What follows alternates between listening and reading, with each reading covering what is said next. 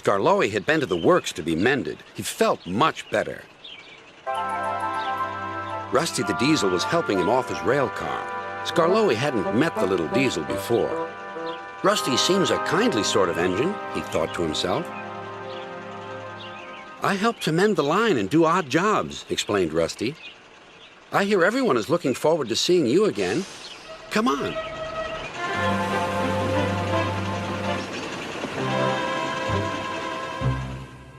Peter Sam was feeling depressed. He was still getting over his accident, but he wanted to start work again. Sir Topham Hatt wouldn't let him. Another day's rest will do you good, he said. Besides, I've got a surprise for you. For me, sir? How nice, sir. What is it, sir? Wait and see. The surprise was Skarloey. Oh, said Peter Sam, I'm glad you've come home. They lit Skarloey's fire and he sizzled happily. I feel all excited, he said, just like a young engine. Now tell me all the news. I see you've met Rusty, said Peter Sam. Yes, I like that diesel. So do I, replied Peter Sam. It's a pity Duncan doesn't. Who is Duncan? He came as a spare engine after my accident, replied Peter Sam. Is he useful? He keeps busy, and I'm sure he means well, but he's bouncy and rude. He sings and sways and swivels around. His drivers call it rock and roll. I understand, said Skarloey gravely. His driver interrupted. Duncan has done it again. He's stuck in a tunnel. Come on, old boy, we'll have to get him out. Skarloey was pleased. He wanted to run and looked forward to meeting Duncan. They found the caboose and some workmen and hurried up the line. How nice and smooth the rails are, thought Skarloey.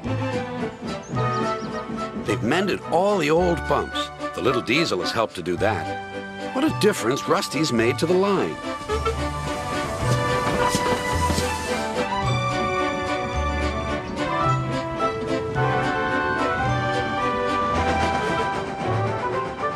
Quite soon, they found Duncan. He was stuck at the far end of the tunnel, and he was very cross. I'm a plain, blunt engine. I speak as I find. Tunnels should be tunnels and not rabbit holes. This railway is no good at all. Don't be silly, snapped his driver. This tunnel is quite big enough for engines who don't rock and roll.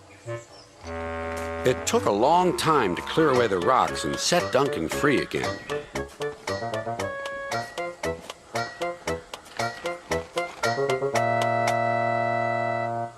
At last, Skarloey was able to push Duncan and his coaches safely through.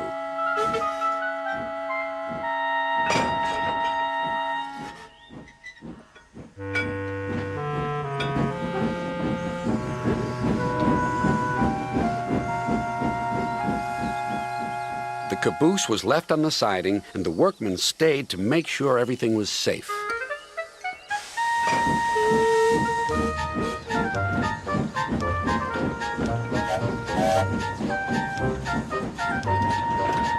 Duncan grumbled all the way home, but Skarloey paid no attention. Later, Sir Topham Hatt spoke severely to Duncan. Listen to me. There is nothing wrong with that tunnel. You stuck in it because you tried to do rock and roll. Tunnels are not dance floors, and you are not a pop star. Then Sir Topham Hatt gave his full attention to Duncan's funnel. If it happens again, he ended ominously, I shall find ways to cut you down to size. In other words, your career is on the line. Need I say more? Duncan thought Sir Topham Hatt had said quite enough, and he remained completely silent and still, for at least a whole evening.